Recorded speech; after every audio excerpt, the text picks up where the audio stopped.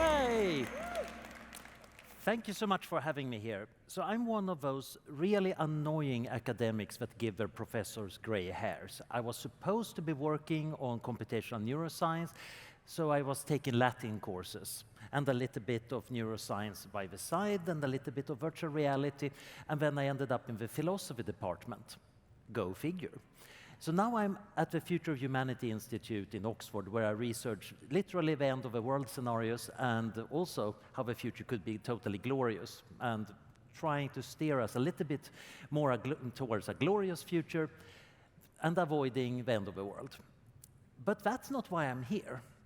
I'm here now representing the Happiness Foundation because they came to me and said, Anders, you're one of those philosophers. And I said, yeah, they pay my bills at least. I'm in the philosophy department.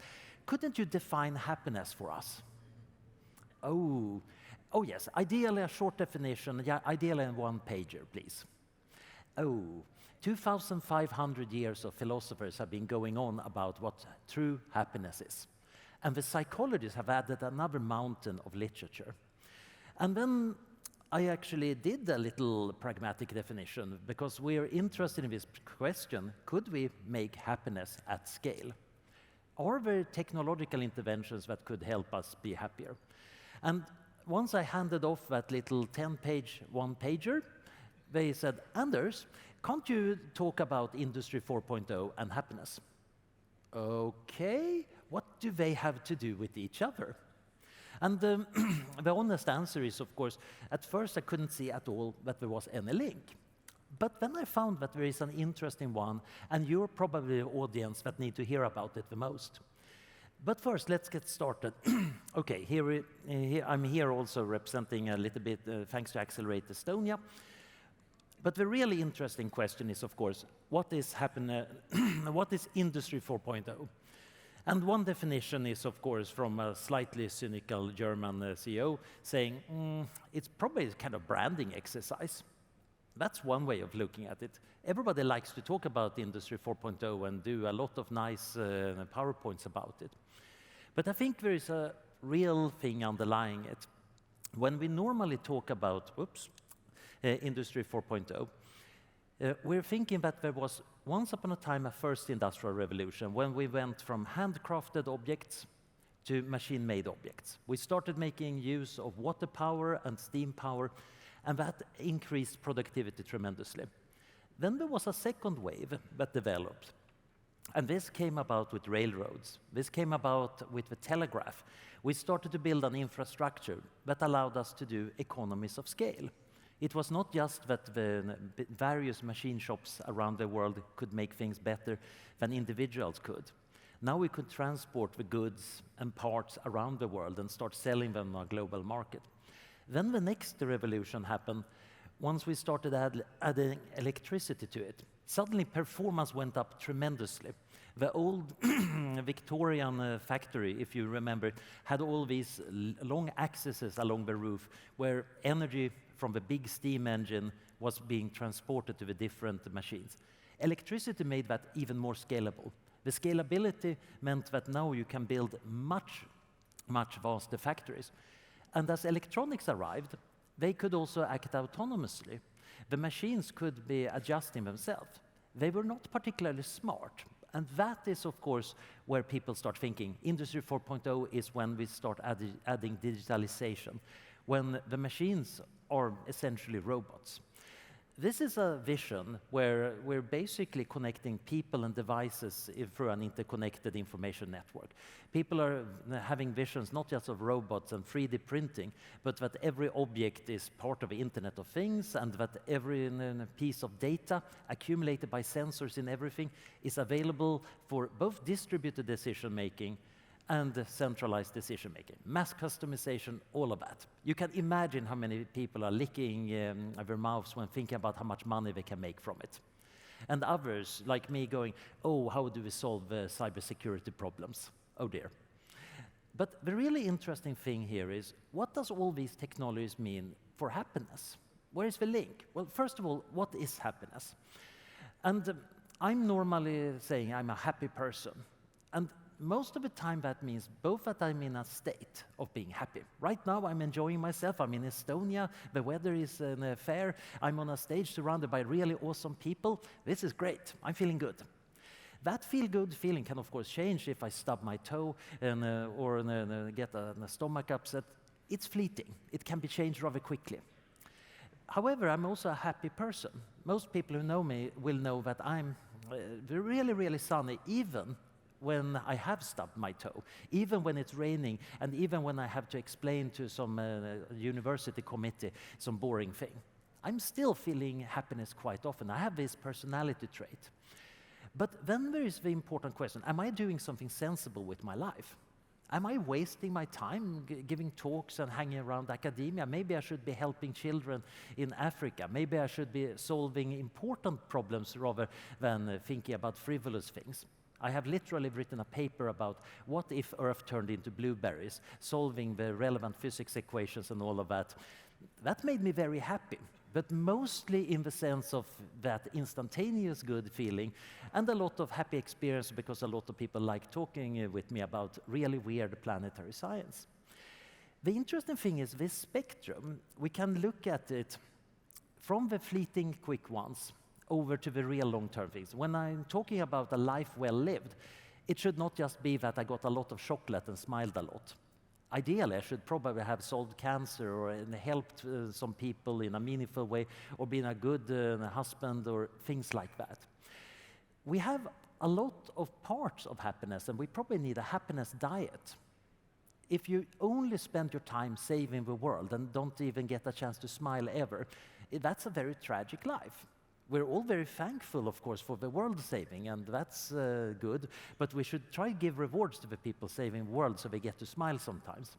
And the person who's just rolling around in sex, drugs, and rock and roll or having very, very fun, but not doing anything more than that, there is maybe something missing. Philosophers will, of course, go on and say, yes, you need a combination of eudaimonic and hedonic happiness. But from a design standpoint also, we can say, we can construct things that give us various forms of happiness, and we should probably try to design things that makes more of the forms of happiness that we're not currently getting. So, how do we tie together Industry 4.0 and happiness? And the thing is, of course, in order to be happy, we need certain things. Resources is one thing. If you can't pay your rent or if you're starving, you're not going to be terribly glad. And Industry 4.0 might, of course, be rather helpful there. But we also need to handle things like stress. If you feel that you can't cope with your situation, again, it's very hard to be happy.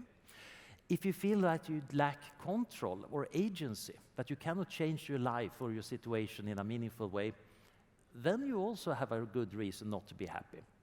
Of course, ideally, you will have soon learned that, oh, I need to take control and then I'm hopefully going to be in a better state.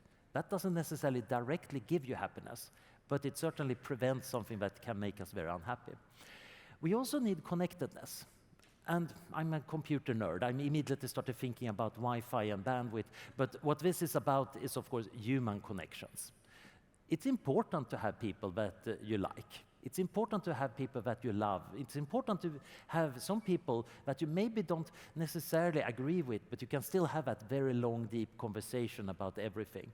And it's also good to have these loose, wide connections, whether they are on LinkedIn or the enormous pile of business cards that accumulates on everybody's desk. We also need reflection. We need to think about, who am I? What am I doing? Am I the bad guy? What can I do to make my life better? That is linked also to the connectedness. We want connectedness to ourselves. I need to have some sense of who or what I am. And then, of course, there are zillions of other reasons to be happy. Some of them profound, some of them very individual. Now, when we start thinking about Industry 4.0, interesting things happen, because people have not been examining this very much. I realized to my shock that I'm actually writing the first paper more or less about it. There is a bunch of papers looking at how entrepreneurs feel about their lives in the current economy, which is somewhat relevant. But looking forward, with all this glorious vision we get in all the prospectus for Industry 4.0, what's going on here? Well, first of all, if Industry 4.0 really works as it advertised, we're going to get a lot of productivity. That's great, actually, because that might hopefully solve many resource scarcities and unsustainabilities that might erode our happiness. There is also an interesting problem, of course, of inequality here. I'm not going to get into politics, but inequalities quite often do make people unhappy. And the control over resource production, as Karl Marx pointed out, is actually kind of important to understand. If everything is tied into particular patents or particular top-level domains, then that might cause interesting friction. We might want to figure that one out so it doesn't cause trouble. Another interesting thing is the lack of stress.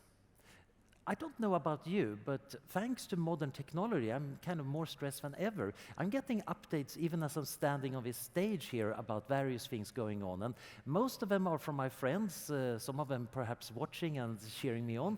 Some of them are from various apps that think I definitely should know about an update to the app. We're creating a world that is full of semi-autonomous pieces of software and the zillions of people we're connected to that might actually create a serious stress problem. We need to think about how we redesign our technologies to reduce stress. Indeed, a well-designed technology is quite often something that is calm and easy to use. But this is a design question. So while another part of my work is worrying literally about Terminator scenarios, about super intelligent AI taking over the world and wrecking it, another part is how do I keep the apps from annoying me all the time? Especially since I want them to poke at my attention when it matters. Figuring out how to do that well and reducing stress is probably worth millions and billions. Similarly, control. Do I have agency over my phone? Only to some extent. The operating system is coming from one computer company. The apps are from others. Some of them are doubtlessly spying from me. There are probably a few intelligence agencies hiding away in my phone. Or maybe I'm just paranoid. I can't even know. The funny thing is, just like security, a sense of control or autonomy is a feeling. It's not necessarily an objective fact. And it's important to have that sense of control. Sometimes even a false sense of control might actually be good for your mental well-being, at least up until the point when you discover that, uh-oh, I was fooled. I've been pressing the buttons on the traffic lights thinking that that means that now I'm going to get a green light faster, and actually the only thing it does is de-stress me. Oh, I feel so betrayed. But sometimes that form of simple things actually work. More profoundly, I think we need to work on making technologies that give us real control. Similarly, connectedness. A lot of Industry 4.0 vision is actually built on social technologies. The data that is driving a lot of the machine learning, that's coming from humans generating data and labeling data. A lot of the things recommender systems tell us is coming from a wide social network. It requires our human drive for being connected and kind of piggybacks on it. But many technologies we have developed are also able to create new forms of connectedness. Many forms of social interaction online, I think, actually could be rather good, except that we all love to hate on social media right now and blame them for all the bad things in the world, which is a little bit like blaming cars for car accidents. Yes, you can't have them without the car, but you need to think about the driver. But you need to think also about making a safe car, designing it so it actually fosters, in this case, connectedness rather than disconnection, or even false feedback loops that make us run after getting the Facebook likes. And reflection is really interesting. In a world that is totally customizable, in a world where we might be able to redefine and modify ourselves and our bodies more and more, we need to know who we are or what we want to be, or even decide on the stuff that we don't want to decide about.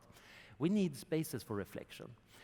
So the thing that I'm proposing here, and I'm writing a paper about more details, is that we actually need to see this as both a research problem. We in academia actually don't know that much about happiness, despite a few thousand years of research. But we're getting much better tools, because now we got AI, we got social media, we got a bigger globalized world to ask questions from. In business, of course, if you can solve some of these problems, that's worth billions or trillions. A way of making actual human connectedness might be also worth a Peace Prize. But many of the smaller problems, just how to make people less stressed, are also very worthwhile. And of course, if you're in government, this is interesting policy questions. How do we make Estonian citizens 1% happier? Well, we need a way of measuring it in the first place, and then we need a way of testing it, and maybe also a political will to say that we're going to take a risk here and try to figure it out. But what I think what we're slowly going from in the industrial revolutions is not so much manufacturing material goods or moving energy around, or even moving energy information about, but we're moving towards value engineering. This doesn't exist yet.